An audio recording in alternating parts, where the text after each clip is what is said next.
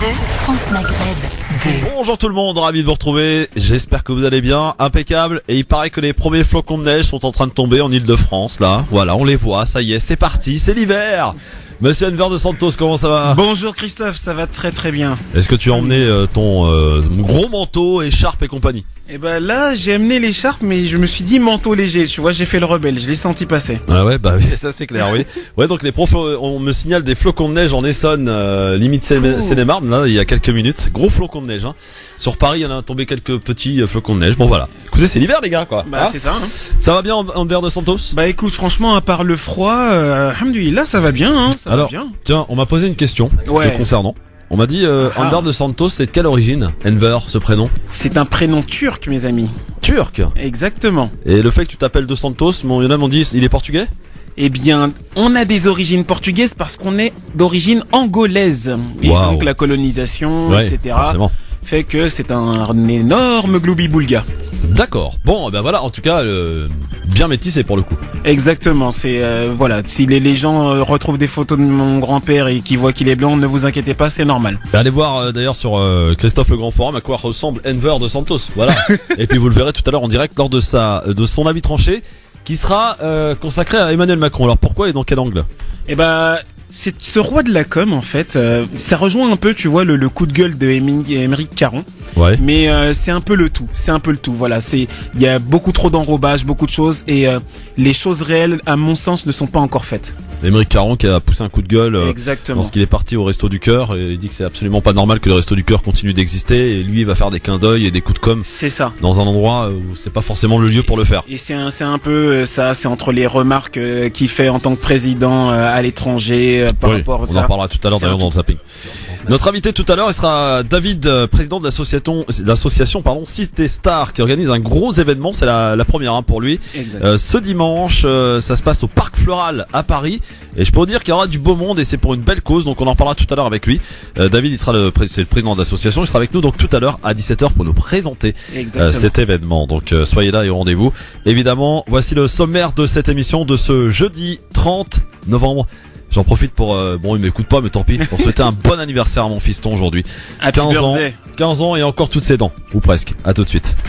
Le Grand Forum avec Christophe Roux sur France Maghreb 2. Au programme de ce grand forum, la Love Army Forongia réussit sa mobilisation sur les réseaux sociaux et a atteint plus de 1 million de dollars en seulement 24 heures avec des artistes et des footballeurs qui se mobilisent à l'image de Samir Nasri qui a donné 100 000 dollars.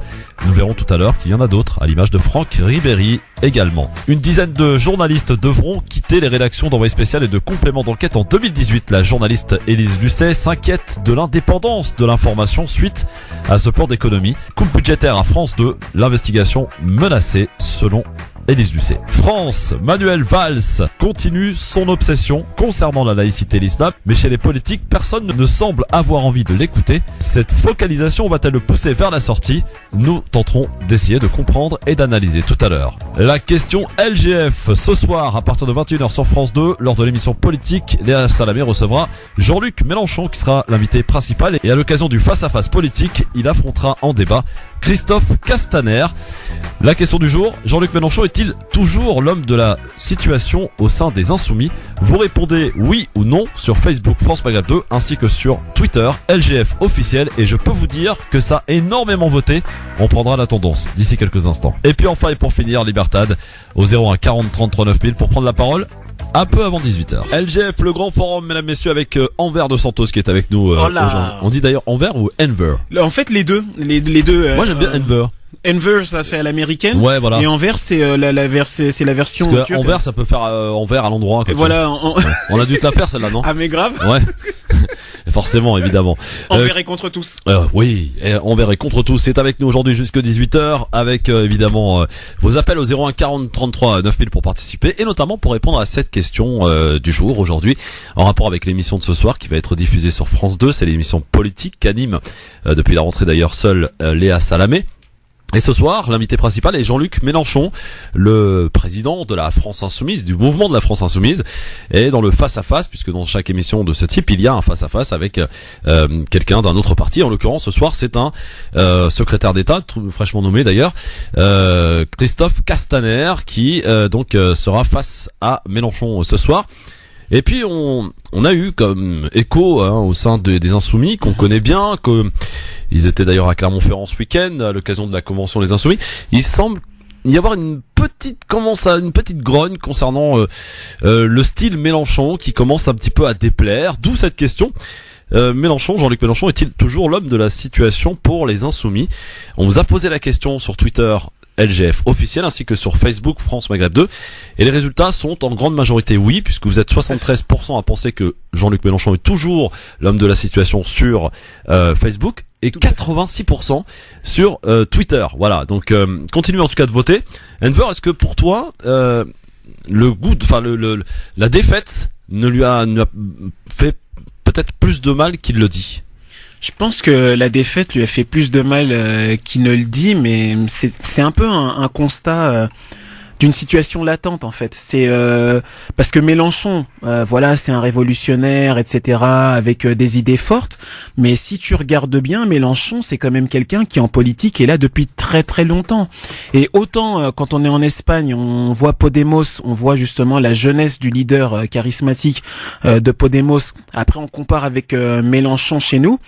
Il est vrai, et j'ai eu les mêmes échos que toi dans les mouvements la France Insoumise, beaucoup non pas pour critiquer le fait qu'il soit âgé, mais voilà, c'est son style. Il est là depuis, son style. Et le gars, il est là depuis très longtemps. Un peu sec, un peu dictatorial, un peu. Voilà, c'est ce qu'on lui reproche en tout cas, de tout ramener à lui. Voilà. Et il semble qu'il y a d'autres jeunes qui émergent au sein de ce mouvement.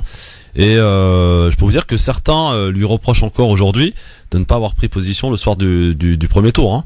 Exactement. Au sein même de son mouvement. Donc il y a quelques erreurs qu'il a visiblement commises.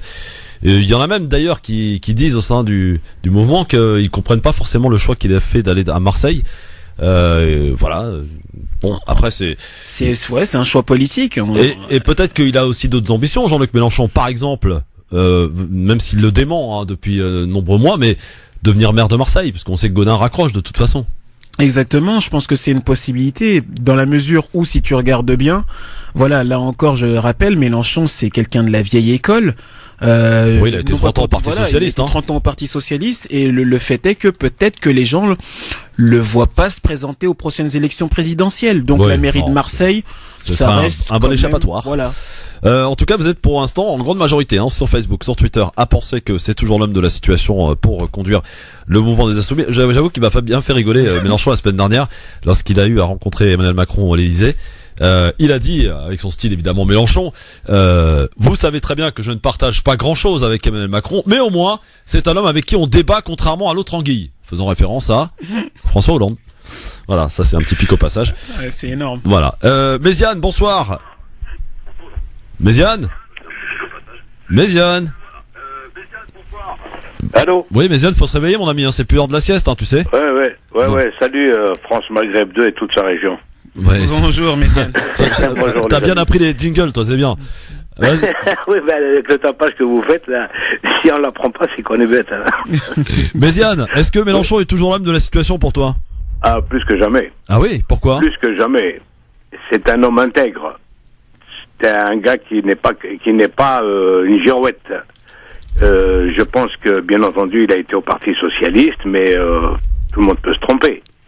Et là, il a bien compris que les socialistes, il n'y avait pas grand-chose à faire avec eux. Ils ont tenu des discours et puis ils ont pratiqué autre chose. En fait, il a bien compris que c'était pas le meilleur, voilà.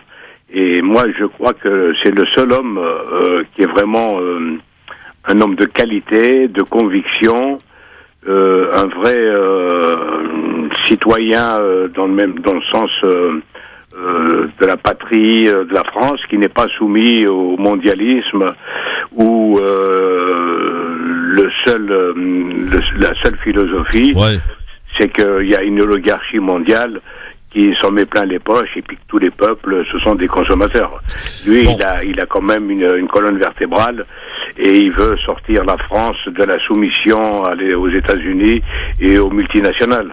Donc Cela dit, tous les autres, ce sont des marchands de soupe et des opportunistes. Mais lui, moi, je sais où il habite. Je l'ai rencontré plusieurs fois dans le 10e arrondissement. Je l'ai rencontré à Paris 18e. Et je lui ai serré la main. J'ai parlé beaucoup avec lui. Et c'est un mec vraiment un homme. C'est un erguez. C'est un erguez. Et il est prêt même à faire le coup de poing s'il faut. C'est pas le genre de gars qui envoie les gens au combat et que lui il se met derrière. Merci Méziane pour ton avis. Mettre les mains dans le cambouis. Merci Méziane, merci pour ton avis en tout cas. Il semblerait que s'opère apparemment, je sais pas si tu l'as vu apparaître celui-là, un espèce de rapprochement avec Benoît Hamon. Avec Benoît Hamon. Bah si ce rapprochement avait été fait pendant la campagne, il aurait fait peut-être du mal. Ça aurait peut-être changé la donne. Après, c'est encore la question que je pose. Est-ce que peut-être, est-ce qu'il aime pas trop le pouvoir, l'ami Mélenchon? C'est ça le truc. C'est un bon leader, c'est un très très bon leader, mais est-ce qu'il est l'homme de la situation? Il fait des très beaux discours, hein. Voilà. Une bonne référence, des poètes, fort, etc. C'est un orateur, il est énorme. Tout le monde le reconnaîtra, même ses adversaires. Et ce soir, je peux vous dire que Castaner, il va souffrir, hein. Il va prendre cher. Il va prendre cher, ça va être dur parce que je sais pas s'il a toujours beaucoup porte-parole après. d'expérience. Je sais pas s'il a beaucoup d'expérience dans le domaine des débats, mais peut-être pas le meilleur qui était à choisir pour l'affronter ce soir. En tout cas, donc dans l'émission politique, votre avis nous intéresse. 01 40 33 9000. On va évidemment entamer notre premier sujet cet après-midi avec Enver de Santos, auditeur, vous qui pouvez aussi intervenir, nous donner votre avis sur cette campagne Love Army for Rohingya, organisée par Jérôme Jarre et soutenue par Omar Sy. DJ Snack et de nombreux aussi youtubeurs reconnus passent son plat afin de soutenir, vous le savez, cette démarche humanitaire. Les footballeurs se sont aussi mobilisés. La star du football qui évolue également en Turquie en ce moment, Samir Nasri, a fait un don de $100,000 à Enver, pour soutenir la cause des Rohingyas en Birmanie. Franck Ribéry, $50,000 et Ousmane Dembélé, $20,000. Une nouvelle démonstration du grand cœur de certains footballeurs, pourtant décriés par la presse officiellement pour leur comportement assumé insidieusement peut-être pour leur faciès ou leur religion. C'est ça. Allons savoir. À titre d'exemple, tiens, Franck Ribéry avait déjà récemment fait un don de 150 000 € à Syria Charity, exactement, qui est une ONG d'aide humanitaire médicale en Syrie.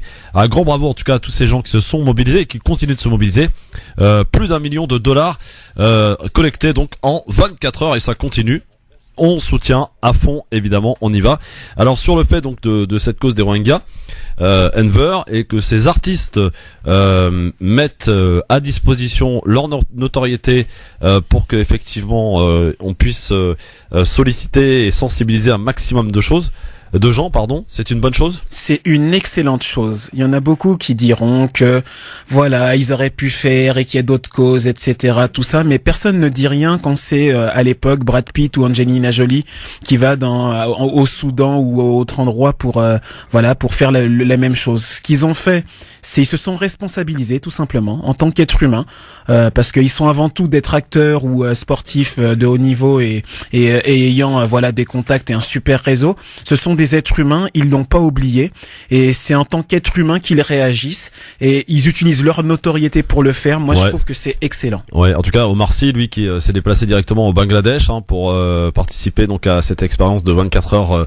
Love Army for Rohingya, il a participé, il a fait des appels. C'est ça. Il a même dit d'ailleurs qu'il y avait quelques difficultés à ce que les entreprises puissent s'investissent, mais en tout cas que les donateurs, enfin que les gens en général ont été extrêmement généreux puisqu'on a dépassé le million de dollars, récolté en 24 heures et ça continue d'ailleurs d'augmenter. C'est ça. Et peu de blabla, que des actions comme il dit. Et puis la réalité malheureusement des entreprises, c'est que souvent elles vont essayer de voir où est leur intérêt, c'est-à-dire fiscaliser en termes de fiscalité, est-ce que je peux faire défiscaliser avant de donner et patati et patata. C'est la tristesse du monde dans lequel on vit. Les gens oublient d'être humains. Nora de Paris, est-ce que c'est une bonne chose, Nora, que les artistes se mobilisent pour les Rohingyas? Oui, moi je trouve ça très bien. De toute façon, mais je comprends pas justement que quand même le monde musulman, c'est quand même, les Émirats arabes, on les entend pas. Ils ont d'autres chats à fouetter en ce moment. Au-delà du fait qu'ils soient musulmans, mais je veux dire, eux, c'est normalement, on les entend pas. C'est que le monde musulman, l'Indonésie, on n'entend pas. Je veux dire. Erdogan, quand même, faut saluer, hein. La Turquie quand même qui a Oui, été généreuse. voilà, mais il y a quand même le continent asiatique, enfin les Indonésiens, enfin voilà. Erdogan a je comprends pas. d'ailleurs répondu, On n'entend en plus. pas grand monde en fait, hein, donc. Qui avait interpellé Erdogan d'ailleurs? Qui? Bah c'est justement excusez-moi, Ah oui. c'est la Love Army qui a Ouais, interpellé Jérôme Erdogan Jarre, avec ouais. Et il a répondu. voilà. Et il a répondu. Ouais. Et franchement, c'est très très bien. C'est Madame a raison, c'est qu'à un moment donné, effectivement, le monde musulman, on a l'impression qu'il réagit pas. Après, la réalité, c'est aussi que dans le monde musulman, il y en a beaucoup qui préfèrent être dans le silence plutôt que dans bah voilà, je montre, j'ai donné ça, et qui agissent en silence. C'est très bien aussi. Après, on va pas se mentir, la réalité, elle est faite que on est dans un monde d'hypocrites où beaucoup n'ont de musulmans que le nom. Après, c'est voilà, quelqu'un jugera. Il se trouve que c'est une force oui, puissante. mais c'est quand même, chacun, c'est malheureux. voilà. Moi, je trouve vraiment, c'est malheureux, quoi. Nora Inver, moi aussi. Au moins, Ouais. au-delà, je veux dire, au-delà du fait financier, il y a aussi quand même de dire les horreurs enfin, moi je comprends pas, quoi. Je comprends pas. Oui, d'ailleurs, En tant il y a des qu'humain, rapports. déjà en tant il y a- qu'humain, quoi. il y a des On rap- les entend pas. Je comprends pas. Il y a des rapports qui sont sortis d'ailleurs récemment où apparemment les femmes sont systématiquement violées par Tout à fait. les moines par l'armée birmane, hein, par les soldats birmans. Oui, mais de toute façon, dès que Violés pour il y a- parfois, d'ailleurs, il y a devant des leurs enfants, atrocités, on commence déjà par les femmes, que ce soit au niveau Ouais. des guerres ou. Ouais. Bon, on Voilà, commence par les gens les plus faibles. malheureusement, C'est toujours la comme ça. cruauté, voilà, elle commence déjà par les femmes, quoi. On commence en Et général les par les enfants. plus faibles, les femmes et les enfants, les personnes âgées. On affame, on viole, on pille, on tue, et la réalité est là. Ce qui est attristant dans cette situation, c'est pas forcément que les pays musulmans ne réagissent pas. C'est que ce genre de conflit, que ce soit les Rohingyas ou le Centrafrique ou même d'autres pays dont la liste malheureusement est Le super Yémen, longue, le le Yémen, Yémen, on en parle il se quasiment passe pas. des choses, on n'en parle quasiment pas. Ouais. Et les États ne réagissent pas parce que ils sont dans la géopolitique. Peut-être que justement, comme pour la Love Army, c'est à vous, madame, à nous justement, la population mondiale, de faire les choses, De et partager, d'agir, hein, depuis de les réseaux sociaux. depuis les réseaux sociaux, et d'essayer à notre échelle humaine, de faire les choses et de rien attendre des États. Merci Nora en tout cas, merci beaucoup. Merci beaucoup, Christophe, et à votre invité, et puis merci de à me vous. donner la parole, et puis Ah bah, je vous dis, avec plaisir, je vous Nora. écoute, tous les jours, et, Ah bah, c'est bien, et fidèlement. merci pour votre émission, Nora. qui est vraiment, Nora, je compte sur vous on pour a être plein- je compte on sur a vous. plein d'infos, on a plein, enfin bon, en tout cas, c'est interactif, et c'est génial. Allez sur notre mur Facebook. Je compte partagez. sur vous pour être notre très bonne ambassadrice pour faire passer le mot. 16h, 18h, on est tous fidèles au rendez-vous. D'accord, j'y compte, Christophe. Merci, Nora. Merci Nora. encore à vous. Bonne Merci soirée à vous, à Au bientôt. 01 40 33 9000. Donc on parle de ces artistes, on parle de cette action qui a fait beaucoup de bruit. Effectivement, Love Army for Rohingya a interpellé par son président Erdogan, donc le président turc. Il y a répondu, et d'ailleurs la Turquie a été extrêmement généreuse pour le coup avec les Rohingyas. Exactement. Ouais. Donc faut saluer. Voilà. Après, on n'est pas obligé d'être en accord avec tout ce que fait Erdogan en Turquie, avec le pays, la Turquie. Mais en tout cas, il faut saluer quand il y a des choses bien. Il faut le dire. Il y a aussi cette pétition qui a été, enfin plutôt c'est pas une pétition, c'est un appel qui a été signé par beaucoup d'artistes, notamment donc par Omar Sy, par Lilian Thuram, par Jamel Debbouze, par quelques journalistes aussi, par Rokhaya Diallo et beaucoup de personnalités qui s'engagent et qui ont décidé de sortir du silence et de mettre, comme je disais tout à l'heure, leur notoriété au service d'une bonne cause. Alors, Unver, moi j'aimerais qu'au-delà peut-être des Rohingyas, qu'on fasse la même pour d'autres causes, parce que Exact. les Rohingyas, effectivement, c'est la minorité la plus persécutée au monde. Mais s'il y avait une véritable action aujourd'hui à faire et d'urgence, c'est au Yémen. Exactement. C'est la chose, c'est que on se rend pas compte que on parle d'êtres humains, on parle de vie. C'est pas juste des chiffres. Et des gens sont tués, bombardés. Et personne ne fait rien, comme si c'était juste un fait divers au milieu de l'après-midi, et ça devient malheureux. Ça devient malheureux parce que ce sont les populations qui essayent d'agir, ce sont les populations qui réagissent et qui essayent de faire les choses, et les États ne disent rien.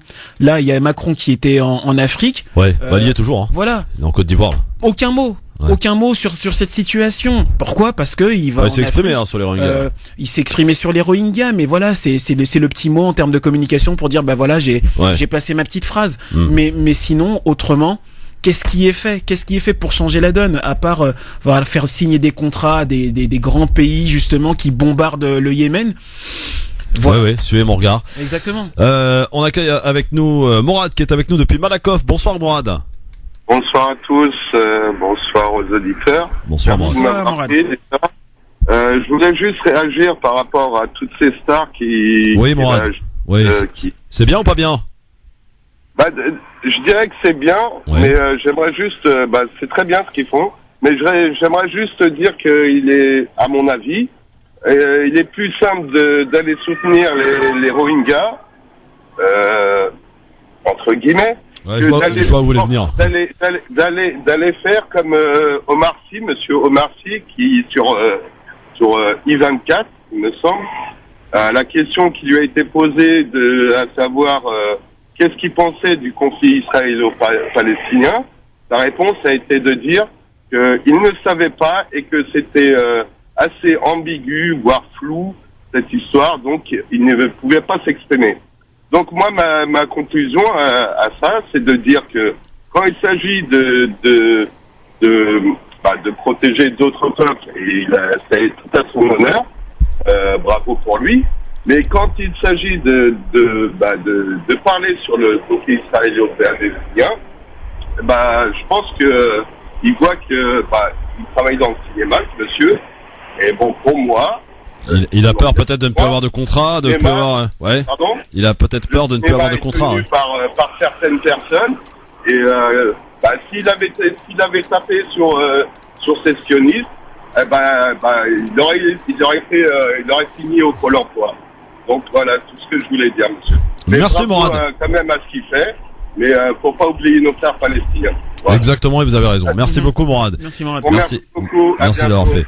D'ailleurs, on peut lire dans la presse, puisqu'on parle des Palestiniens, on en parlera demain avec Tarek Mami sur cette même antenne. Il y a l'Arabie Saoudite qui est en train de tout casser en ce moment et se prépare dans un plus grand secret, enfin qui n'est plus un secret maintenant, un coup d'État contre Mahmoud Abbas. C'est en train de se préparer. Exact. Et voilà, donc c'est de la géopolitique qui très compliqué, et on disait, on en a peut-être pas parlé hier, mais l'Arabie Saoudite prévoit de réformer tous les hadiths pour faire du nettoyage dans les hadiths. Ils vont monter donc un centre pour justement revoir tous ces hadiths dans quelques jours. Donc on en reparlera évidemment. À suivre, effectivement. On est, je vous le rappelle, dans la semaine spéciale des Afriques du Grand Forum, et lundi on consacrera une grande partie à ce continent que l'on connaît ma foi assez peu. On a pu le voir avec Redouane Moumine lundi. Aujourd'hui, c'est l'éducation de la femme en Afrique qui est un petit peu à l'honneur, et vous pouvez donc aller zioter plutôt sur Twitter, LGF officiel. C'est là que ça se passe, avec pas mal de chiffres à la clé, et sur le sujet en rapport, donc 4e thème pour aujourd'hui, l'éducation de la femme africaine, ou l'émancipation, allons savoir. Eh bien, on en reparle donc lundi de ces thèmes que vous aurez pu visionner, histoire de réviser un peu dès lundi ensemble entre 16h et 18h. Et puis tiens, puisque j'y pense là, on recevra aussi un certain Badr qui était parti à pied à la Mecque, vous savez, depuis Soissons. Oui. Et bien il remet le couvert apparemment, et il va venir lundi nous en parler. Voilà, il sera avec nous, Badr, qui a pour le coup peut-être de bonnes baskets, du moins je le souhaite pour lui, pour essayer de rejoindre la Mecque à pied, mesdames, messieurs, à pied. Bon courage. Allô, bonjour. Oui, bonjour monsieur Christophe. Bonjour docteur. Bonjour à votre invité. Bonjour. Oui, c'est le docteur là. Oui docteur, on vous écoute. Voilà, donc je vous félicite à propos là de votre question sur les artistes et pour leur engagement, pour leur appui à tout ce qui est humanitaire, à savoir Si et compagnie. Donc actuellement on est perplexe sur ce qui se passe dans le monde. Effectivement, vous avez raison monsieur Christophe, c'est géopolitique. Là, si vous avez remarqué actuellement, il y a le Biafra qui est en surface depuis quelques jours dans les médias. Vous savez, le conflit de Biafra, peut-être vous y étiez pas né, dans les années 70. C'était des 2 millions qui sont morts en Nigeria. C'était malheureusement des chrétiens. Là, actuellement, il y a les Rohingyas musulmans. Je vois qu'il y a des gens qui s'ingerbent dans l'humanitaire. En Syrie, ils disent il y a des petits musulmans, mais qu'ils soient musulmans, chrétiens, bouddhistes, hindouistes, c'est des êtres humains. Exact. Donc, je suis d'accord avec vous, docteur. On a besoin de les aider. Et je termine par le Yémen. Oui. Le Yémen, du jamais vu depuis 1945, après les génocides des Juifs, tout ça, en Europe, les gitans, tout ce qu'on a fait comme horreur, à l'époque, 40 millions à l'Union, tout ça par le système nazi. Actuellement, depuis 45 jusqu'au jour d'aujourd'hui, c'est le Yémen, monsieur Christophe. Je vous donne les chiffres, à réfléchir, 1,5 million qui sont atteints du choléra. Ouais. Il y a 11 millions qui sont dans la famine du jamais vu apparemment, même va être historique au XXe siècle.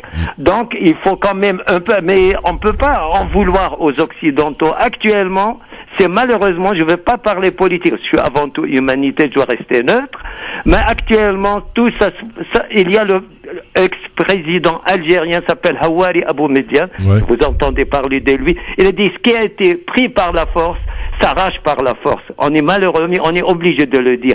Et le peuple yéménite, pire que le peuple syrien, va agenouiller la réaction arabe et musulmane dans le pays du Golfe. Actuellement, c'est tout ce que j'ai à dire. Merci. Malheureusement. Et je rajouterais, docteur, que si on ne fait rien, et en l'occurrence, ça n'a pas l'air de bouger, il y a 50 000 enfants qui sont menacés de mort d'ici la fin de l'année. Là, la fin de l'année, c'est dans un mois. Bon, je vous donne des chiffres, mais c'est triste, ça me fait froid au dos. Je peux pas, parce qu'on est au courant à l'humanitaire. Il y a toutes les 30 secondes un enfant yéménite qui meurt de faim, qui décède. C'est pas normal. C'est pas normal. À vous le dire. Mais par contre, il y a des consciences actuellement à l'ONU, à Genève, la Croix-Rouge, tout ça. Et heureusement, il y a des gens qui travaillent en silence. Il y a beaucoup d'organismes, tout ça. Merci docteur. Merci beaucoup en tout cas pour votre appel. Dans un instant, on va parler de cette opération qui va se dérouler au Parc Floral ce dimanche avec Cité Star. C'est l'association. On recevra son président dans un instant. À suivre aussi, on va parler un peu de com. Tiens, c'est un peu ton domaine là, puisqu'il y a une crise. Une mini-crise à France 2 puisque il y a la cause de la coupe budgétaire, il y a des journalistes des reporters qui vont se retrouver au chômage. Je vous donnerai toutes les explications, vous allez me donner votre avis. Et puis bien sûr l'avis tranché d'Enver de Santos qui va s'adresser à Emmanuel Macron, le président. Et la question du jour à laquelle vous continuez de répondre sur Facebook, France Maghreb 2 ou sur Twitter, LGF officiel. Merci d'être avec nous en direct sur votre radio France Maghreb 2 LGF jusqu'à 18h avec dans un instant David Nodadei qui sera avec nous. C'est le président de l'association Cité Star qui organise ce gros événement ce dimanche ouvert au public à tous évidemment pour aider les enfants. De quelle manière vous le verrez avec également une belle brochette de personnalités qui seront présentes ce dimanche. Ce dimanche nous serons le 3 décembre au Parc Floral. Donc tout à l'heure on en reparlera avec David, le président de l'association, d'ici une petite quinzaine de minutes. Voilà, donc on va laisser le temps de se préparer tranquillement et il sera avec nous dans un instant. Pour l'heure, mesdames, messieurs, avant de parler de la question, avant de parler aussi du zapping et de notre deuxième sujet, on va s'attaquer à France 2. Il semble y avoir une crise au sein des reporters et peut-être de l'inquiétude aussi dans l'air de la part de quelques journalistes et pas des moindres d'Élise Lucet pour les magazines, entre autres de Envoyé spécial et de Enquête exclusive, de complément d'enquête, pardon, parce qu'Enquête exclusive c'est sur M6. Le jeudi soir, vous savez que c'est une soirée documentaire, donc on en reparlera tout à l'heure évidemment plus en détail. Pour l'heure, on va passer donc à l'avis tranché de notre ami Enver de Santos. Jingle, c'est parti. 5,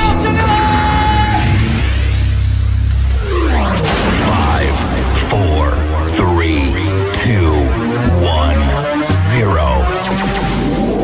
Si on fait quoi que ce soit, c'est la mise à pied. Alors piétinez-moi, allez-y. Et je rappelle que cette chronique est en direct sur Facebook, la page Christophe Le Grand Forum, Enver de Santos, pour nous parler de Emmanuel Macron, ce grand communicant. Exactement, Emmanuel Macron, ce grand communicant, notre président de la République, a cette fâcheuse tendance, et je dirais une peut-être maladie hormonale, d'être l'un des plus grands communicants de son temps. Vous me direz que c'est inhabituel, mais c'est un membre de la génération Y, donc je dirais que ça fait partie un peu du gène. En quoi c'est un grand communicant?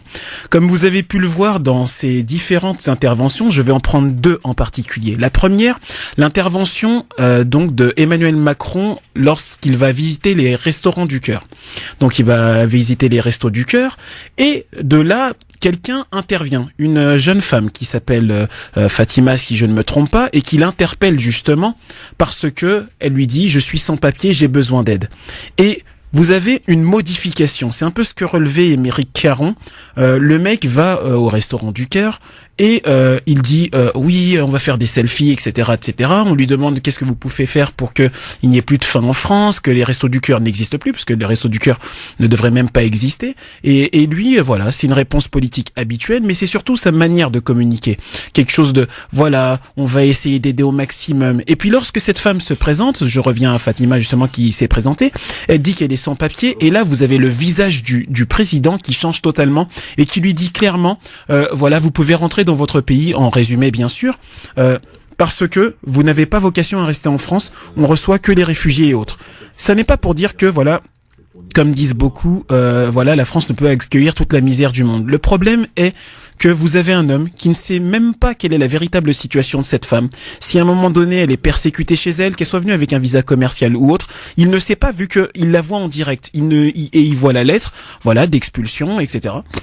Il ne sait pas, mais on voit l'homme qui a un super visage du communicant, les restos du cœur, c'est génial, et juste après, voilà le visage froid de l'administration. Et de la même manière, on a son deuxième discours, donc il va en Afrique, et là, dans son discours à Ouagadougou, il parle de la climatisation, pour faire un résumé encore très court, en parlant justement du président, parce que un des étudiants du Burkina Faso, donc lui a demandé ce qui était possible d'être fait justement pour le Burkina Faso. Et il répond à ce moment-là, mais c'est à votre président d'agir, etc. Et de là, il enchaîne, et vous verrez la vidéo, et il dit, il est parti. En tutoyant le président, reviens, il est parti réparer la clim. Ce que je veux dire, c'est qu'en termes de communication, il essaye de nous faire une Bill Clinton. Lorsque Bill Clinton se tape une barre de rire avec Yasser Arafat et Yitzhak Rabin, voilà, et il essaye de jouer sur les mêmes codes. Et il faut pas se tromper. C'est un grand communicant, mais la réalité, elle est très simple. C'est que les restos du cœur existent toujours parce qu'on est dans un pays où les gens meurent de faim ou meurent de froid, et que malheureusement, le constat de la France-Afrique malheureusement existe toujours. Parce que lorsqu'il dit, voilà, lorsque le président burkinabé aura réparé la clim, ça changera, on a un peu l'impression que c'est comme pour dire, voilà, il vous reste encore du chemin à faire, et à ce moment-là, on va aider et on va faire le nécessaire. C'est simplement pour dire que Emmanuel Macron est un grand communicant et cet homme se joue des codes tout simplement pour essayer de plaire au plus grand nombre. Mais dans la réalité, malheureusement, on attend toujours des actes. Merci beaucoup Enver, et on va faire ce qu'on fait de temps en temps après la chronique de la vie tranchée. D'accord ou pas d'accord avec Enver de Santos? Eh bien vous nous appelez maintenant 01 40 33 9000 pour nous le dire justement. Allô, bonsoir. Monsieur Christophe, comment va-t-il? Karim, il va bien, Christophe. Karim, est-ce que tu as écouté, j'espère, assidûment la chronique La vie tranchée? Pour ça. La vie tranchée de notre ami Enver de Santos. Tout Alors, à fait. D'accord ou pas d'accord avec lui? Pas du tout. Très bien. Pourquoi pas d'accord, Karim? Je vais te le dire tout de suite. Alors, je tiens d'abord à dire en préambule que je ne défends pas Macron, bien que j'ai voté pour lui, parce que j'avais pas le choix. Je préfère de loin le capitalisme au fascisme. Voilà. À part cette parenthèse, Macron a très bien répondu à cette femme, pour la bonne et simple raison que cette femme, d'abord, était marocaine. Et c'est très important. Le Maroc n'est pas un pays où les gens sont persécutés. Il y a 52 000 Français qui vivent au Maroc. Il y a 4 millions de touristes qui y vont tous les ans. Il y a des tas d'artistes qui ont leur résidence secondaire. Même les gens de confession juive. C'est la communauté juive qui augmente. Au Maghreb, c'est la seule qui reste et qui augmente. Donc quand cette femme vient raconter à Macron qu'elle est persécutée au Maroc, moi j'aimerais bien être persécuté comme elle au Maroc et vivre au Maroc. Parce que je préférerais de loin vivre au Maroc qu'en Algérie où on manque à peu près de tout. Et je vais vous dire, attendez, je voudrais finir s'il vous plaît. Oui. Et je voudrais dire simplement, il faut arrêter avec ça, parce que moi, je considère que c'est une immigration économique.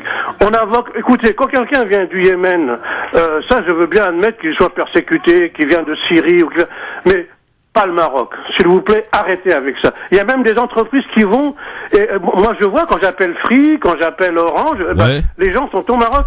Donc le Maroc n'est pas un pays où on persécute les gens. Et alors à ce moment-là, permettez-moi de répondre. Oui, elle veut répondre, bien sûr. Tu es interpellé. Je vais être très simple et je vais être très direct. La première chose, c'est que vous dites, voilà, j'ai voté Macron, voilà, parce que on n'avait pas le choix. On a toujours le choix. Ça, c'est mon premier avis. Ensuite, la seconde chose, c'est que effectivement, vous me dites que le Maroc, c'est pas un pays où on est persécuté. Mais moi, je ne vous parle pas du Maroc. Je vous parle de cette femme-là. La réalité, marocaine, mais elle était marocaine, mais elle ne représente pas tout le pays. Et ce qui se passe attendez juste un instant. Vous avez parlé, laissez-moi m'exprimer. Et ce qui se passe dans la vie de cette femme, la manière dont elle est persécutée au Maroc. Moi, je vais raconter de façon très courte une histoire personnelle. Vous voyez, moi, je suis enfant de réfugiés politiques et moi-même, j'ai été réfugié politique pendant très longtemps. Dans un pays qui est l'Angola, où il y avait la guerre pendant de nombreuses années. Et la réalité, c'est que, en Angola, il y a des gens qui pouvaient se déplacer et qui venaient et qui n'étaient pas menacés en Angola. Et d'autres qui l'étaient. Ce que j'essaie simplement d'expliquer, c'est que il ne peut pas juger par rapport à la situation d'un pays un cas particulier. En termes de communication, prendre des décisions. Parce qu'il peut pas prendre, il ne peut pas prendre de décision sur ce dossier-là à ce moment-là. Parce qu'à un moment donné, il doit la recevoir en aparté et lui dire peut-être de manière communicante, madame, oui, pas devant la caméra, etc. Quoi. Ouais. Mais le plan genre dire vous ne pouvez pas être vous êtes pas persécuté au Maroc. Qu'en sait-il si la dame n'a pas été violée, si elle n'a pas été agressée, etc. Persécutés en France. Il y a des gens qui ont perdu leur logement dans la rue, qui sont licenciés. Karim, il y a une femme qui, vous avez sans doute vu la vidéo, il y a une femme au Maroc qui justement, et ça n'est pas tout le Maroc, mais il y a une femme au Maroc qui, dans un bus, a été agressée sexuellement devant des dizaines de témoins. Et ça s'est passé au Maroc. C'est pas pour dire que ça n'est jamais arrivé en France. C'est pour dire que c'est une situation. Non, attendez. Non, c'est pour vous dire simplement que la manière dont une personne est persécutée dans sa vie propre à elle, vous ne pouvez pas généraliser en disant que tout le monde est protégé dans un pays. C'est pas comme ça la vie. Mais non, c'est ce que vous dites. Vous dites, voilà, c'est pas un pays de persécution, mais cette femme-là, messieurs, Karim, tu n'es pas sans savoir qu'il y a à peu près 400 personnes qui sont emprisonnées au Maroc, notamment les contestataires dans le RIF. 400 personnes. Il y a une ONG d'ailleurs qui appelle le Maroc à libérer immédiatement. Et ce sont des cas particuliers. Pays, par rapport à la Birmanie, au Yémen, à la Syrie, à l'Irak, etc. Je suis désolé, les Marocains mais c'est pas de la comparaison. Une dernière chose. Oui, Karim, allez-y. Une dernière chose. Pour moi, je suis désolé, ce sont des réfugiés économiques et qui se cachent derrière l'asile politique pour obtenir gain de cause. Je vais vous dire une seule chose. Vous savez qu'il y a un dirigeant africain qui a dit une chose qui est très très vraie, et je pense que tant qu'en Europe on n'aura pas médité ça, on n'en sortira pas. Il a dit, vous savez, un Africain, il a bien dit un Africain, il n'a pas dit un Maghrébin ou un Noir, il a dit un Africain en France qui touche le RSA. C'est l'équivalent d'un ingénieur en Afrique. Pourquoi voulez-vous qu'ils retournent en Afrique? Tant qu'ils toucheront plus en foutant rien ici, ils ne rentreront pas travailler chez eux, même s'ils sont diplômés. Et je pense que vous avez déjà votre avis. Macron a assumé cette phrase et je trouve qu'il a 1 milliard de fois raison. Merci Karim. Bon, pas d'accord avec Enver de Santos pour le coup. Et pas du tout d'accord avec Karim. Il y a eu débat, mais c'est bien. Il faut que ça débatte. Il faut qu'il y ait cet échange d'idées qui s'exprime en direct à l'antenne. Vous voyez, on peut s'engueuler avec beaucoup de respect et avec amabilité pour essayer évidemment de se comprendre déjà. Alors peut-être pas de partager le même avis, ça c'est juste pas possible pour certains. En tout cas, merci d'avoir donné son avis. Mais merci en tout cas à Karim. S'il y en a un autre ou une autre qui souhaite dire s'il est d'accord, ce sera bien de trouver quelqu'un qui est d'accord avec toi, peut-être. Allô, bonsoir. Pas forcément. Oui, bonsoir. Bonsoir. Votre prénom? Walid. D'accord ou pas d'accord avec Enver alors? Moi je suis d'accord. Après, je voudrais souligner un point en fait, c'est que l'auditeur qui appelle juste avant, qui parle de réfugiés économiques, moi je dis que la France en fait elle devrait accepter même les réfugiés économiques, parce que tant qu'elle continuera à piller tous les pays de l'Afrique et à soutenir toutes ces politiques, que ce soit en Algérie, au Maroc, au Côte d'Ivoire, au Congo ou n'importe où, qui pillent et qui mettent tous les peuples dans la misère, ils sont responsables. Donc ils sont responsables de tous les peuples qui souffrent et qui se déplacent pour venir en Europe. Voilà, m'enlever les mots de la bouche. Merci Walid. Voilà, c'est fait. Voilà. D'accord avec on a eu un pas d'accord et un d'accord. C'est parfait. En tout cas, vous pourrez continuer à vous exprimer évidemment tout à l'heure dans le cadre de Libertad. Et bien sûr, dans un instant, alors dans une émission qu'on prépare, il y a toujours des imprévus. Sachez que tout à l'heure, il y aura le maire de Solenzara, qui est une très belle ville en Corse, mon cher ami Enver, chers amis auditeurs, auditrices. Il est conseiller territorial sortant. Excellent. Et c'est Jean Thomas qui sera avec nous tout à l'heure pour nous expliquer quoi, pour nous dire, je ne sais pas si vous le saviez, messieurs dames, qu'il y a des élections qui sont organisées en Corse ce dimanche. Est-ce que quelqu'un, dites-moi vraiment, si quelqu'un en a entendu parler? Personne. Voilà.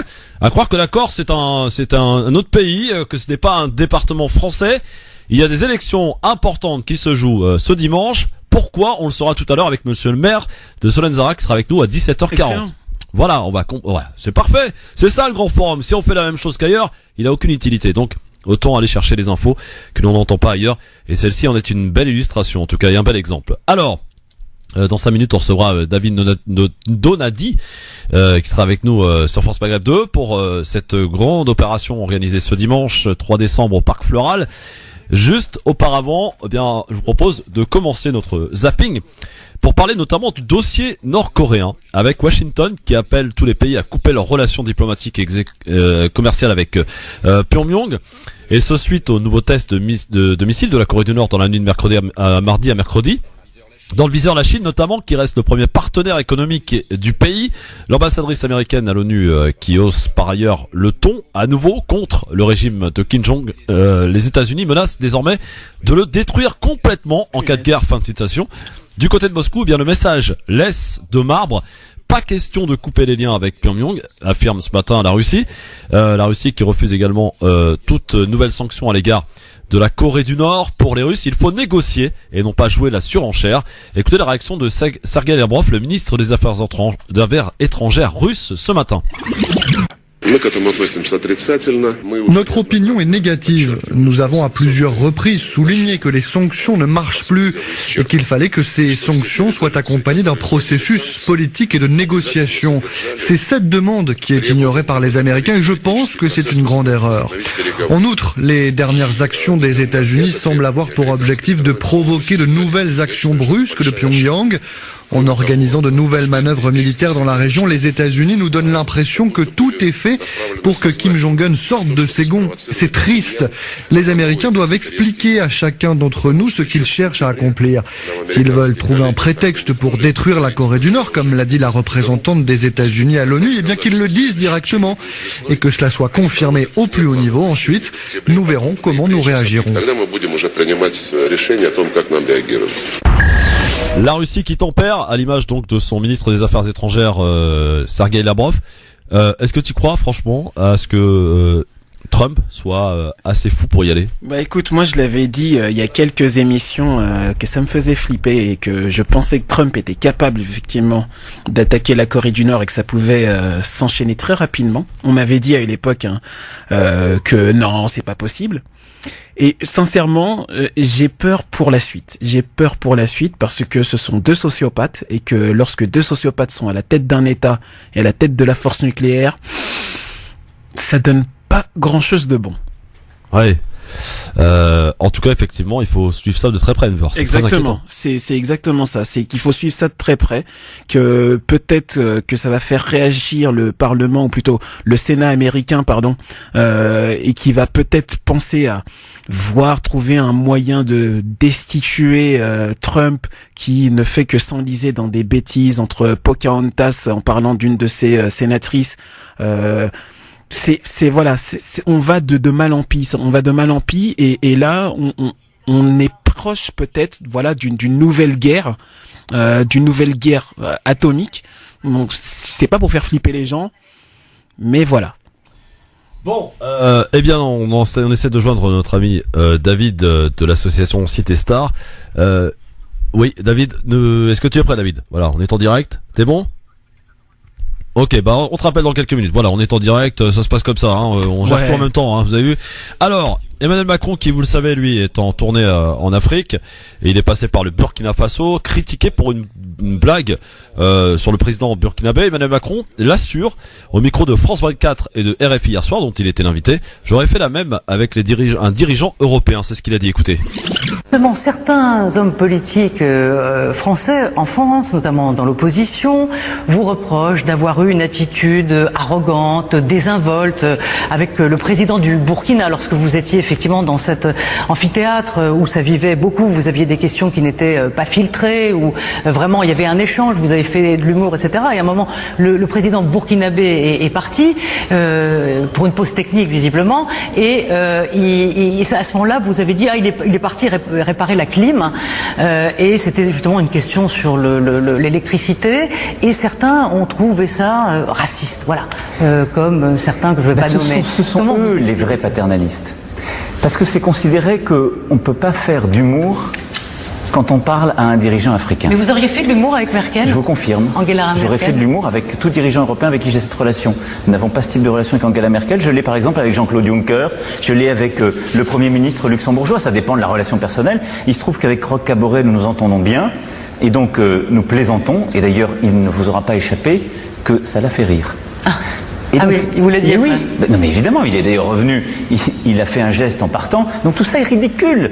C'est ridicule d'abord parce que les commentateurs étaient hors contexte. Vous étiez là et vous avez vu qu'il n'y avait rien de ce qui a été commenté. Il y avait simplement l'énergie, la vitalité, la sincérité d'un moment et de son instantanéité. Et surtout, l'humour, rire, c'est une relation, mais c'est une relation d'égal à égal. C'est une relation d'égal à égal. C'est de dire qu'on peut plaisanter de soi et de l'autre. Parce que, vous voyez bien, il y aurait des sujets interdits quand on vient en Afrique. Il y aurait des vérités qu'on ne peut pas se dire. Ça fait partie de ces blocages. On doit pouvoir se dire les choses de manière dépassionnée et on doit pouvoir aussi plaisanter. Il se trouve qu'il allait, comme vous avez dit très joliment, faire une pause technique et que la jeune fille m'avait interpellé de manière lyrique sur le fait qu'on allait inaugurer une centrale solaire mais qu'ici la clim ne marchait pas. Et je lui ai dit surtout que la climatisation de l'université de Ouaga 1, c'était pas le président de la République française qui allait la régler parce que ça n'était pas dans mes compétences. La climatisation de Nanterre ou de Paris 1 peut-être. Convaincu par les explications de Macron, Enver ? Bah écoute, pour moi c'est très simple. C'est pas tant que je suis convaincu, c'est que je pense que oui, il a raison dans la mesure où la plupart de ces présidents se connaissent tous personnellement et que, se connaissant tous personnellement, ils se font des blagues entre eux. Là où je pense qu'effectivement il n'y a pas de racisme et que voilà, c'est juste une réaction normale et j'appuie ce que Macron dit. Là où par contre je vais à l'encontre de ce que Macron dit, c'est que la réalité, c'est que non, il n'aurait pas fait la même chose avec Juncker, non, il n'aurait pas fait la même chose avec Merkel, et de la même manière que Bill Clinton s'est tapé des barres de rire avec Yitzhak Rabin et Yasser Arafat, moi je demanderais à Macron d'avoir le même type de blague avec justement le président Hu Jintao ou je ne sais quel président d'une superpuissance. C'est que voilà, il y a 2 poids 2 mesures. C'est qu'à un moment donné... Est-ce qu'il a fait preuve de condescendance, comme le disent d'ailleurs certains de la presse française aujourd'hui ? Je dirais pas de la condescendance, c'est juste qu'à un moment donné, il sait avec qui il va faire ce genre de blague. Ouais. Dans quel contexte il va faire ce genre de blague.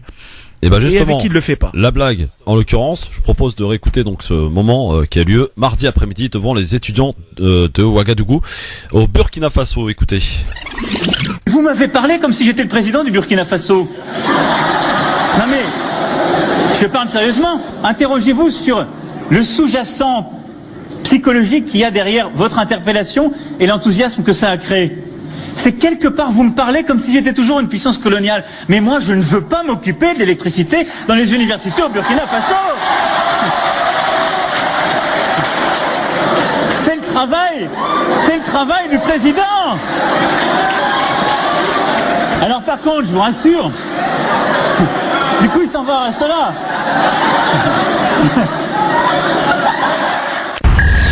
Voilà, et puis après il blague en disant il est parti réparer la climatisation. Voilà. C'est ça.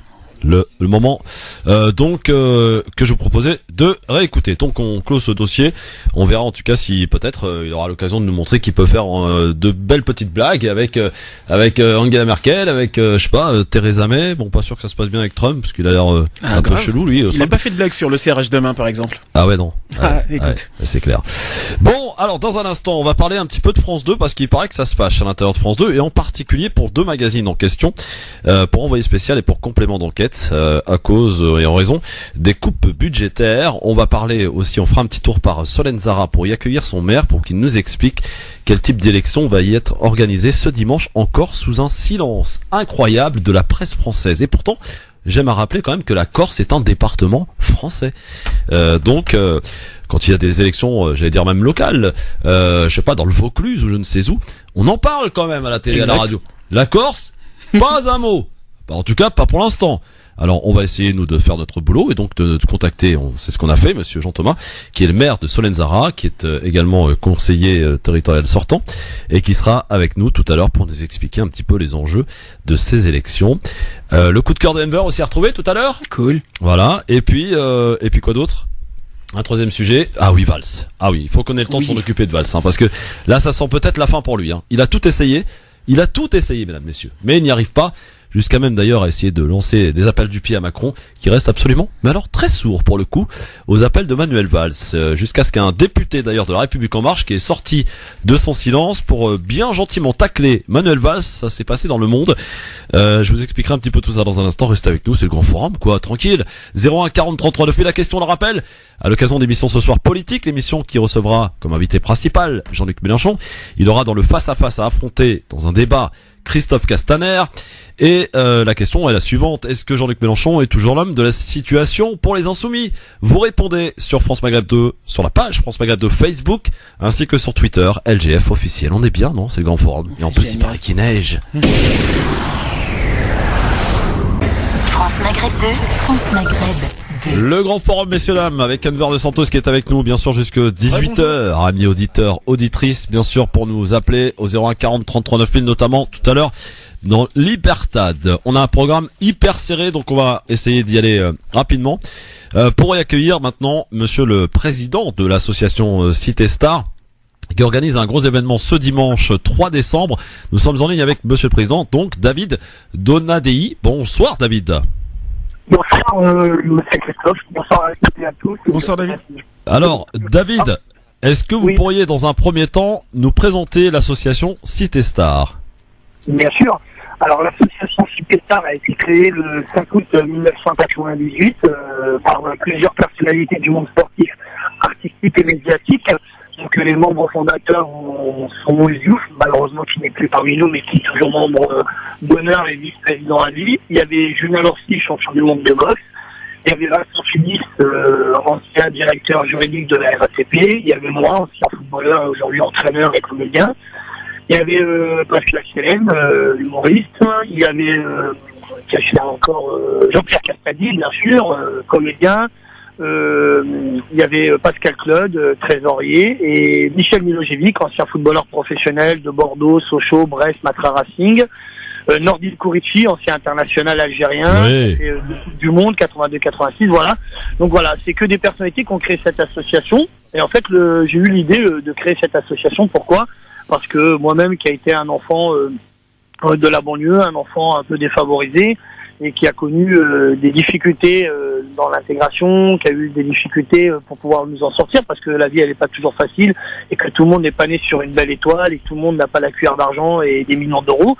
Moi j'ai réussi à me fabriquer tout seul, à être autonome, faire une carrière de joueur, d'entraîneur, de comédien. Et donc j'ai décidé, par rapport à tout ça, quand j'avais à peu près 24 ans, de dire pourquoi pas créer une association, maintenant qu'on est un petit peu connu, parce que moi je suis pas non plus une star, je suis tout petit connu par rapport à d'autres. Et j'ai dit, est-ce qu'avec ma notoriété, en parlant à toutes les autres notoriétés, toutes les autres personnalités, si on pouvait créer une association et servir la cause de l'enfance défavorisée maltraitée de Paris-Île-de-France. Voilà. Ouais. Donc, alors, je précise que vous avez d'ailleurs participé avec votre association à notamment l'émission Fort Boyard sur France 2. Je suis le premier en France à l'avoir fait 3 fois et le premier à l'avoir fait 3 fois pour l'association Cité Star. C'est pour moi une...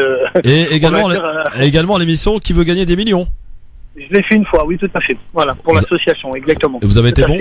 Vous avez été bon? Vous avez récolté on a été bon. Fort Boyard, on peut dire un grand merci à mon ami Jean-Pierre Castaldi, qui était excellent, parce que je pense que sans lui, on aurait eu une cuillère d'argent, on n'aurait rien eu. Ouais. On n'a pas été très bon avec Luc Sonore, Julien Lorcy et tout ça. Il y avait Jean-Pierre Castaldi qui avait été très bon ce jour-là, qui nous a sauvés. Comme d'habitude. Qui veut gagner des millions. Oui, c'était pas mal. Ouais. Après, il y a peut-être eu mieux aussi. J'ai pas regardé toutes les émissions, mais ça a été très bien. Ouais, ça a été très très bien. Alors, et on a fait aussi 3 fois Sagacité. Sagacité sur France 3. France 3, pardon. Oui, France 3. Alors, votre association compte quand même 346 personnalités du monde sportif, artistique, médiatique, dans sa structure comme adhérent depuis sa création. Qu'est-ce qui va se passer dimanche 3 décembre au Parc Floral, David? Alors, déjà, je voudrais rectifier, c'est 396 personnalités du monde sportif, artistique, médiatique et politique. Ah, vous m'avez pas envoyé les bons chiffres, hein. Excusez-moi. Hein. Ah, alors peut-être, il y a eu une erreur, autant pour nous. Voilà. Autant pour moi, je viens de regarder. 386, vous avez raison. Vous avez raison. Voilà. Non, mais il faut le dire quand on se trompe, il y a des lunettes qui sont mal branchées aujourd'hui, vous voyez. Voilà, et la 386e personnalité, c'est Monsieur Cartouche, qui fera partie du membre du jury dimanche pour l'élection Miss Beauté Nationale. Voilà. Alors, qu'est-ce qui va se passer dimanche, David? Dimanche, en fait, j'ai décidé, pour revenir au point, pour quelle raison j'ai décidé de créer Miss Beauté Nationale 2018. Parce que moi, la mode, c'était pas un domaine que je connaissais.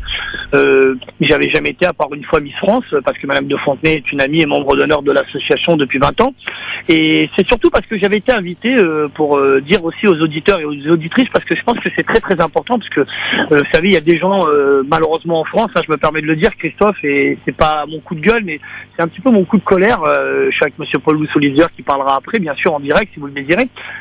C'est que j'ai été invité à un comité qui s'appelait Miss Nationale. Ouais. Un comité s'appelle de Madame Elsa Mawart et Michel Le Parmentier, que moi je ne connaissais pas, qui m'avaient interpellé, qui m'ont appelé par l'intermédiaire de quelqu'un, qui m'ont dit voilà David, est-ce que tu veux venir dans notre jury, voilà, en tant que personnalité, parce que j'étais entraîneur de foot professionnel au Rwanda à ce moment-là. Ouais. Moi j'ai dit bien sûr, ils m'ont dit c'est pour une association, donc j'ai dit bah bien sûr, il n'y a pas de souci, tout ça je suis venu.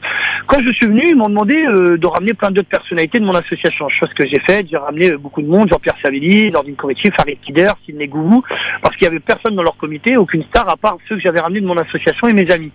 Simplement, je me suis aperçu de la magouille, des filles qui n'avaient pas de certificats médicaux, des nanas qui étaient de 16 ans, des mineurs mélangés avec des gens de 50 ans. Ouais. On prenait, comment dire, les gens pour de la merde, on n'avait pas mangé, ça commençait à 8h, ça finissait à 1h du matin, il y avait 95 candidates.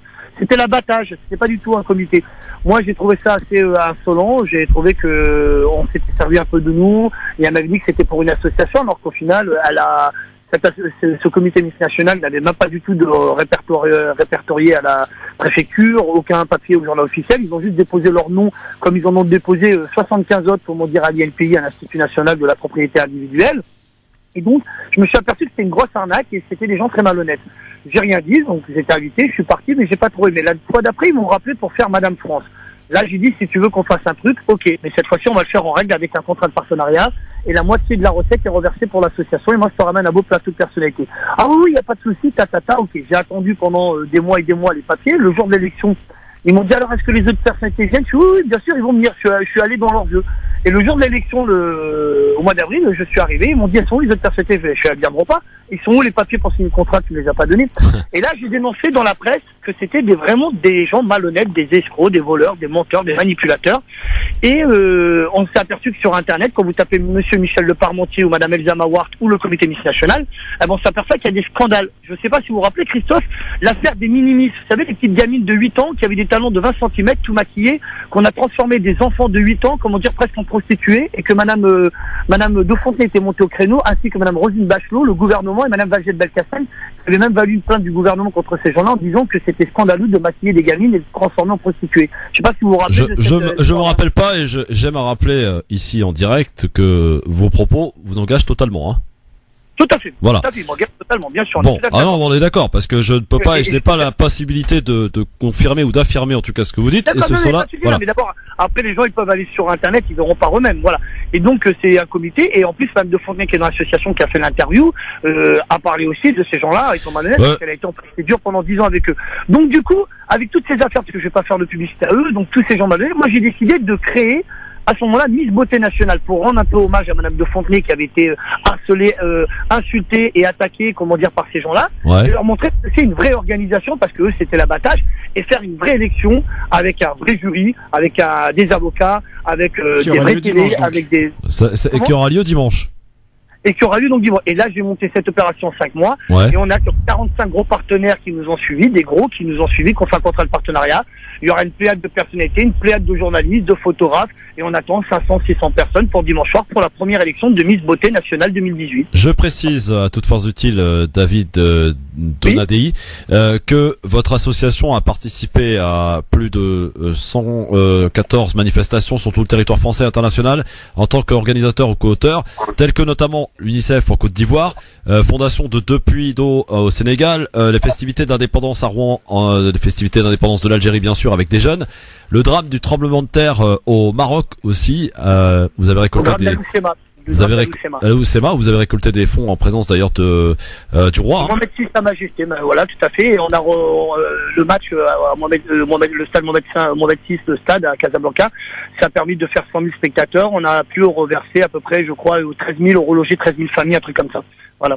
Alors, alors je suis en train de voir le jury là. Ah ouais, c'est pas mal, hein. Donc c'est ce dimanche, ça commence à quelle heure? Le public peut venir, combien ça coûte, David? Alors, le public peut venir à partir de 18h30, ouverture du public à 18h30. Alors, il y a 2 places. Il y a deux prix de place. La première place est à 35 € en placement libre. Donc, les gens payent 35 €, ils se placent là. Il y a un côté un peu plus au fond où il y a le placement libre, les gens se placent où ils veulent, c'est les placements libres.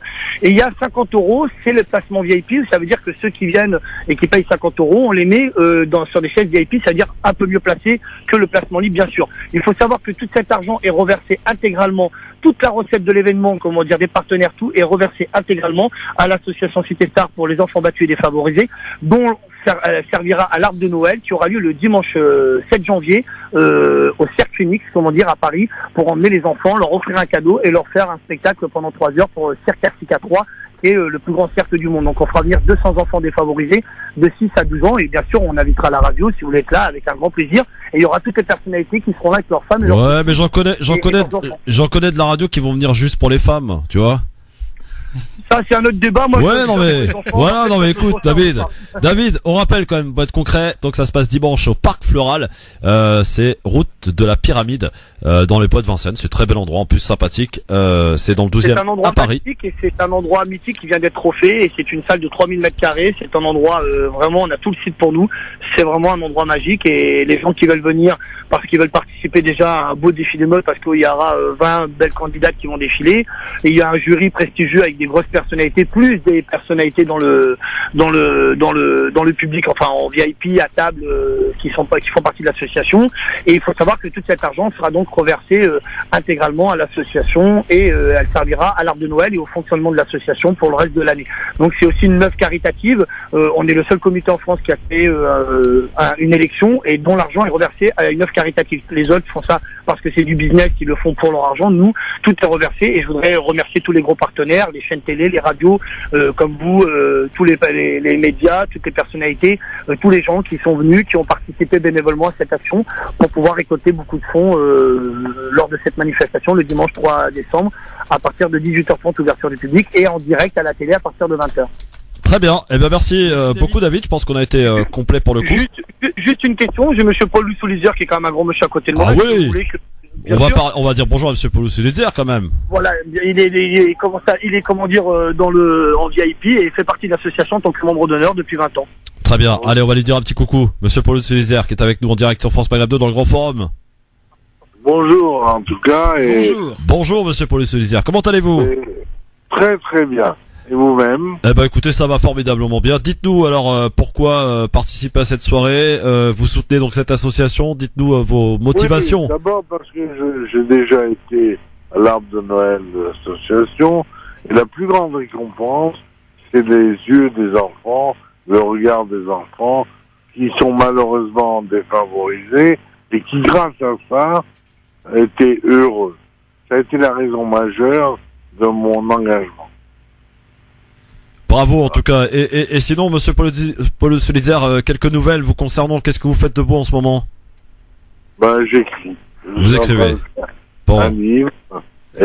Qui va sortir bientôt? Qui va sortir? Oui. Dans quelques mois, oui. Et il va parler de quoi ce livre? D'histoires vécues, de tranches de vie, de personnages comme Marlon Brando par exemple. Excellent. Voilà. Donc c'est ça. Eh ben on a hâte de vous lire, et peut-être que vous aurez l'occasion de venir nous le présenter dans nos studios, monsieur Paul Louis-Soulizer. En tout cas, je vous remercie. Merci, et une belle soirée par avance, et bravo pour votre engagement en tout cas. Bravo à vous. Merci à vous. Merci monsieur Paul Louis-Soulizer. Voilà. Eh ben écoutez, on a eu du beau monde là. J'ai vu dans le jury, il y a Francis Tallan. Il arrive à s'infiltrer partout lui. Grave. Il est trop fort, Francis Tallan. Dans la politique, dans la musique, partout. La guitare, le sport, tout il y est lui. Avec sa guitare. Il y a les Bogdanov là. J'espère qu'il vient avec son nez. Bon, on va arrêter d'être taquin évidemment. Mon cher ami Edver. Allez, on est vraiment complètement bousculé. Est-ce que t'es prêt pour ton coup de cœur? Totalement prêt. Voilà, allez, c'est parti pour le coup de cœur de Enver de Santos Jingle. France Maghreb 2, le coup de cœur. Alors Enver, on t'écoute. Alors, donc mon coup de cœur, c'est un hommage. C'est un hommage à ceux qui donnent sans rien attendre en retour. Et je pense que tu reconnaîtras ce texte, Christophe. Voici donc le coup de cœur. Elle est à toi cette chanson, toi l'Auvergnat qui sans façon m'a donné 4 bouts de bois quand dans ma vie il faisait froid. Toi qui m'as donné du feu quand les croquantes et les croquants tous les gens bien intentionnés m'avaient fermé la porte au nez. Ce n'était rien qu'un feu de bois, mais il m'avait chauffé le corps, et dans mon âme il brûle encore à la manière d'un feu de joie. Toi l'Auvergnat, quand tu mourras, quand le croque-mort t'emportera, qu'il te conduise à travers ciel au Père éternel. Elle est à toi cette chanson, toi l'hôtesse qui sans façon m'a donné 4 bouts de pain quand dans ma vie il faisait faim. Toi qui m'ouvris ta huche quand, les croquantes et les croquants, tous les gens bien intentionnés s'amusaient à me voir jeûner. Ce n'était rien qu'un peu de pain, mais il m'avait chauffé le corps et dans mon âme il brûle encore, à la manière d'un grand festin. Toi l'hôtesse, quand tu mourras, quand le croque-mort t'emportera, qui te conduise à travers ciel au Père éternel. Elle est à toi cette chanson, toi l'étranger qui sans façon d'un air malheureux m'a souri lorsque les gendarmes m'ont pris. Toi qui n'as pas applaudi quand les croquantes et les croquants, tous les gens bien intentionnés riaient de me voir amener. Ce n'était rien qu'un peu de miel, mais il m'avait chauffé le corps et dans mon âme il brûle encore, à la manière d'un grand soleil. Toi l'étranger, quand tu mourras, quand le croque-mort t'emportera, qu'il te conduise à travers ciel au Père éternel. Ce texte que tu as reconnu, Bah oui, Brassens. Voilà, c'est Brassens, et je le dédie à tous ceux, que ce soit Une goutte de soleil, Speranza, Au cœur de la précarité, et tous ceux que je ne peux pas citer, qui sont là pour ces personnes qui sont dehors, qui n'ont pas d'abri, qui dorment dans le froid, dont on se souvient qu'en hiver malheureusement, et qui malheureusement ont atteint au 15 novembre, et ça sont des chiffres recueillis par l'association Les Morts de la Rue, 330 personnes sont décédées depuis le 1er janvier 2017 parce qu'elles n'ont pas de chez soi. Ouais. Et à un moment donné, voilà. On la passera demain, tiens, en coup de cœur. Donc Brassens. merci à vous de faire ce que vous faites anonymement. Continuez, et il faudrait qu'il y en ait beaucoup plus comme vous qui aident ceux qui en ont besoin. Merci beaucoup Enver pour ce texte évidemment qui nous rappelle bien des souvenirs en matière de musique. Un très beau texte touchant et poignant. Allez, on enchaîne dans cette émission et je vous propose d'aller maintenant en Corse, messieurs dames, en Corse, pour y accueillir en direct avec nous monsieur Jean Thomas qui est le maire de Solenzara, qui, je ne l'ai pas visité, mais paraît-il une très belle ville. Bonsoir monsieur le maire. Bonsoir monsieur le maire. Bonsoir. Bonsoir et bienvenue sur France Maghreb 2 en direct. Et merci de m'accueillir sur votre radio en direct. Eh ben c'est un plaisir. Grand plaisir pour moi. Merci le plaisir partagé, honoré de vous accueillir monsieur le maire pour parler d'un sujet et vous allez peut-être nous expliquer pourquoi selon vous qui n'est absolument pas relayé dans la presse française. Pourtant si je ne m'abuse, vous êtes bien et bien un département français, la Corse, puisque est organisé des élections ce dimanche. Alors quel type d'élection et une petite correction, si vous permettez. Je vous en prie, monsieur le maire. Ce sont 2 départements français qui constituent la région Corse. D'accord. Qui est déjà aujourd'hui une collectivité territoriale, c'est-à-dire qu'on a un statut particulier depuis 1992. Oui. 81-92 qui a été revisité en 2003 aussi, et plus récemment avec la loi NOTRe. Voilà. Est-ce que vous pouvez expliquer à nos auditeurs qui nous écoutent à cette heure-ci, qui ne sont évidemment pas au courant, comme nous ne l'étions pas d'ailleurs, qu'il y a des élections d'organiser ce dimanche, en quoi ça consiste? Quel type d'élection? Est-ce que vous êtes en accord avec ce type de procédé? Alors, si vous voulez, en quoi ça consiste? Il avait été prévu par la loi NOTRe, donc antérieurement aux élections régionales à l'échelle nationale auxquelles nous avons participé. J'étais d'ailleurs moi-même élu à l'Assemblée de Corse. Je suis toujours élu à l'Assemblée de Corse, bien que je ne me représente pas. Et il était prévu donc de supprimer le département pour faire une collectivité unique. D'accord. Okay. Alors, si vous voulez, ce qui, à mon sens, est une très bonne solution, parce que bon, pour 350 000 habitants, une région, 2 départements, un millefeuille administratif complexe, inextricable, je pense que à terme ce sera beaucoup mieux. Là où je mets un bémol, c'est sur la précipitation et le manque de préparation de cette mise en place. Alors c'est pourquoi exactement ces élections dimanche, pour qu'on comprenne bien? C'est pour dire oui ou non aux 2 départements? C'est pourquoi exactement? Non, ça a été tranché par la loi NOTRe. D'accord. Alors pourquoi on vote dimanche en Corse? On vote parce que, si vous voulez, on a voté dans le cadre normal il y a 2 ans. Aujourd'hui, on met en place à partir du 1er janvier 2018 la collectivité unique qui remplacera à la fois la collectivité territoriale de Corse, le département de Haute-Corse et le département de Corse du Sud. D'accord. Et est-ce qu'il y a une tendance qui se dégage de cette élection, monsieur le maire? Mais aujourd'hui, les Nations Unies, je dirais, depuis 2 ans, on le vent en poupe, hein, puisqu'ils ont profité du dégagisme qui a eu lieu aussi à l'État national, au niveau national. Hein, je veux dire, au niveau national, c'est en mars, qui en a profité. En Corse, ce sont les nationalistes qui ont profité de la vague de dégagisme qui a sévi partout en France, et peut-être à juste titre, parce qu'on a une classe politique qui a tendance à s'encrouter. Alors parlons-en de cette classe politique depuis Paris, monsieur Jean-Thomas, donc maire de Solenzara, qui est avec nous en direct sur France Maghreb 2. Est-ce qu'elle s'intéresse à ce qui se passe en Corse et à cette élection de dimanche? Non, je pense pas que ça n'a pas un grand intérêt, à mon sens, parce que certains essayent de dire que c'est la voie de... Parce qu'effectivement, vous dites que ça n'a pas grand intérêt, oui, d'accord. Il va y avoir 3 ans, à mon avis, de mise en place de cette collectivité unique. D'accord. Et ça va être une phase plus technique que politique. Et moi, je vous avoue que si je me représente pas, c'est parce que j'ai vu que tous les partis se recroquevillaient sur eux-mêmes, alors que je pense, sincèrement, qu'il eût fallu que tout le monde se mette autour de la table et qu'on dise, voilà, pour ces 3 ans, on fait un contrat de mandature, on met en place, parce que mettre en place cette usine à gaz que va être la collectivité unique, c'est un travail énorme qui aurait nécessité que tout le monde puisse y participer, tout le monde puisse amener sa pierre à l'édifice pour que ce soit une réussite. En tout cas, aujourd'hui, à mon avis, avec cette cristallisation et le repli sur soi de tous les partis, ça risque d'être un échec, et ça sera un échec malheureusement pour tous les Corses. En tout cas, monsieur le maire, je trouvais que c'était un beau clin d'œil que de parler de ces élections qui auront lieu dimanche sur une radio qui s'appelle France Maghreb 2. Le Maghreb et en particulier les Marocains qui se sont battus pour libérer ce département français. Donc c'est un beau clin d'œil, je trouve. C'est vrai que les Marocains ont largement participé en 1943 à la libération de la Corse, qui a été à l'époque un département unique et qui a été le premier département français libéré. C'était bien et utile de le rappeler. En tout cas, merci beaucoup, monsieur le maire, d'avoir tenté de nous expliquer l'enjeu de cette élection qui aura lieu donc ce dimanche en Corse. Merci, j'espère n'avoir pas été trop confus, mais c'est vrai que c'est difficilement traduisible, je dirais. Eh ben, en tout cas, on a essayé de comprendre. Je pense que pour beaucoup, on a compris. Voilà.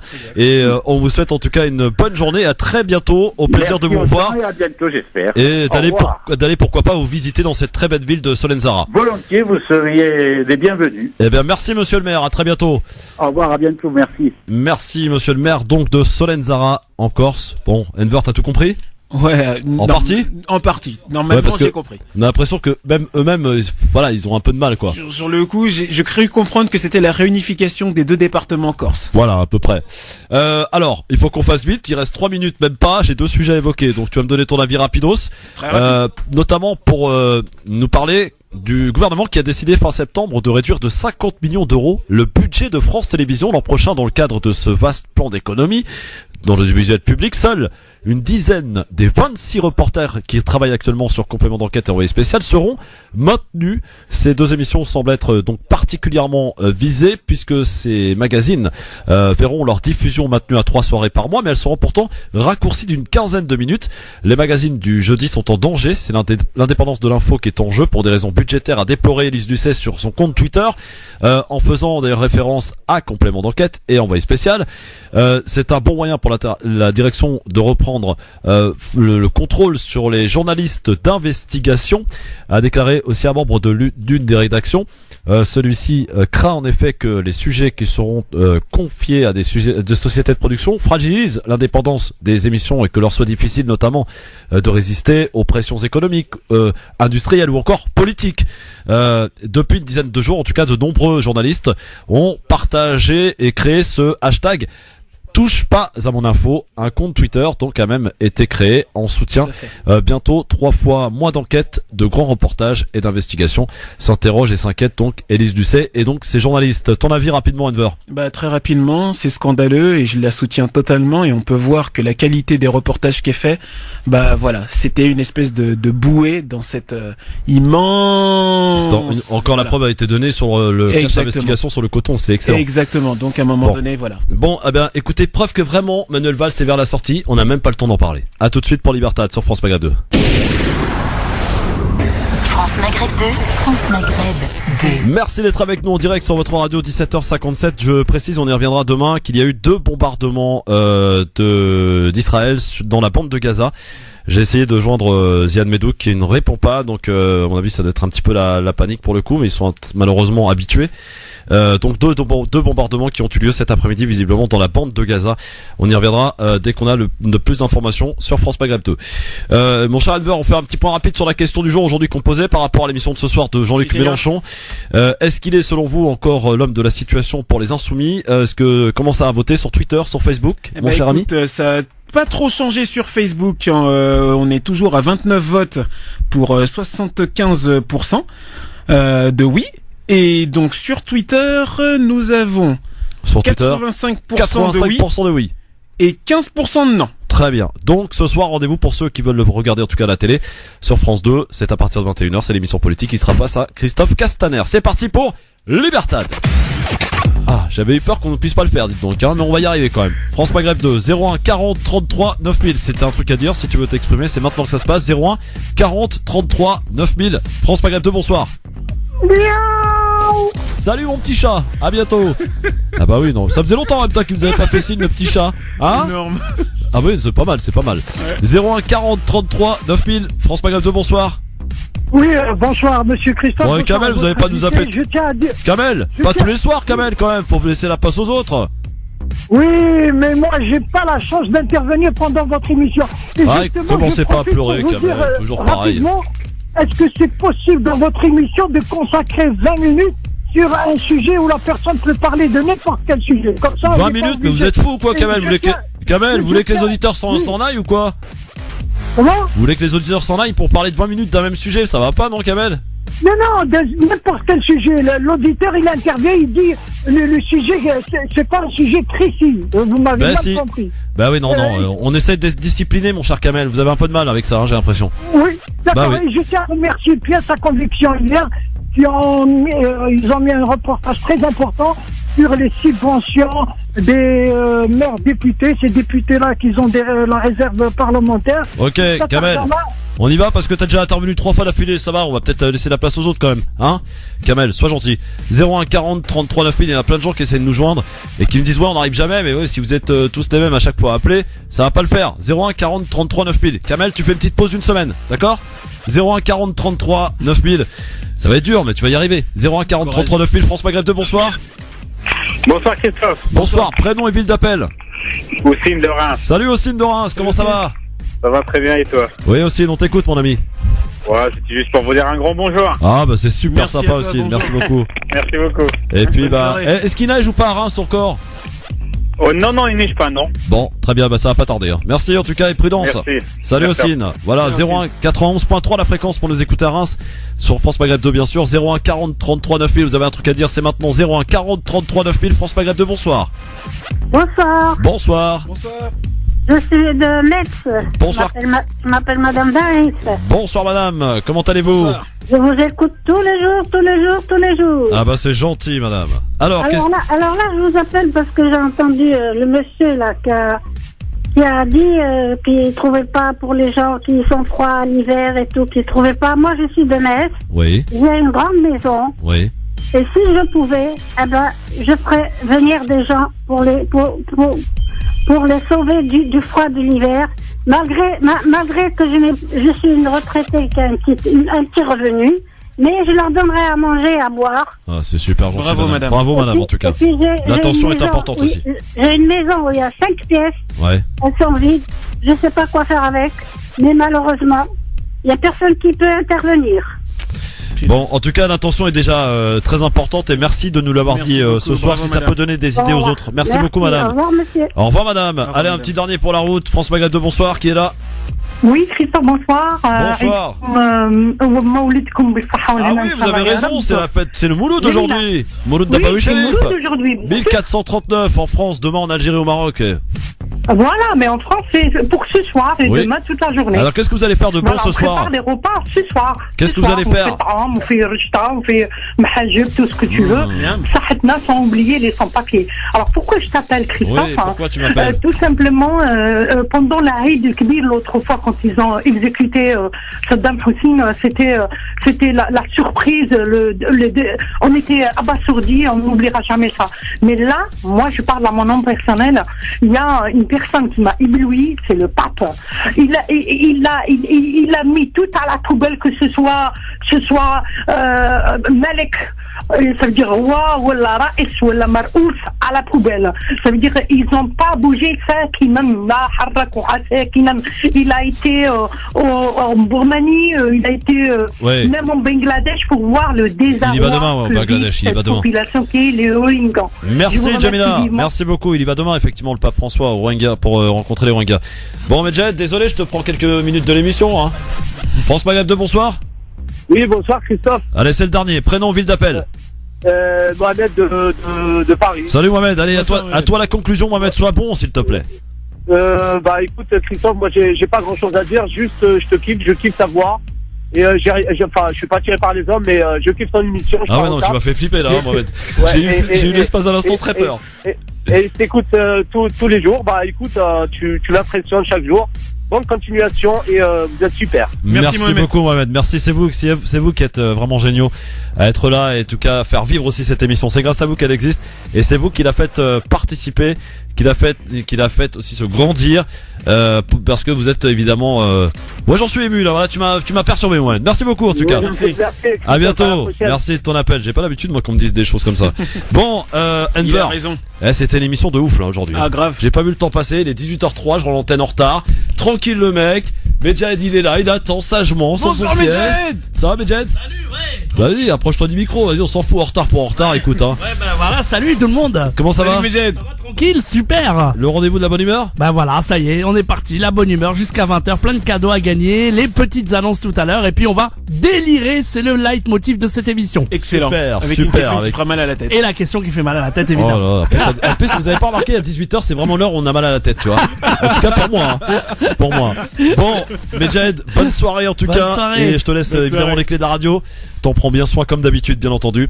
Et puis nous, on aura le plaisir de se retrouver demain pour la dernière de la semaine. Ça sera avec notre ami Tarek Mami qui sera avec nous demain. France Maghreb 2, 18h03. Salut Enver, à bientôt. Ciao. La semaine pro, j'espère. Ouais. Allez, 18h04 maintenant. Marine Garel. Oh, elle est sage, elle attend gentiment. Bonsoir Marine. Bonsoir à tous. Une femme de 53 ans a été mise en examen à Mulhouse, en Alsace.